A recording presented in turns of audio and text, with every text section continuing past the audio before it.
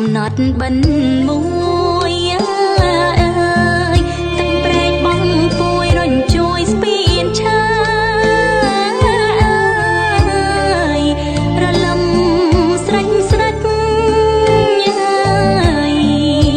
ស្រោចស្រប់ស្រែលើក្លិនស្រូវប្រហើខ្ញុំដើរទៅវត្តស្រណងវិចាចាប់ដូនតា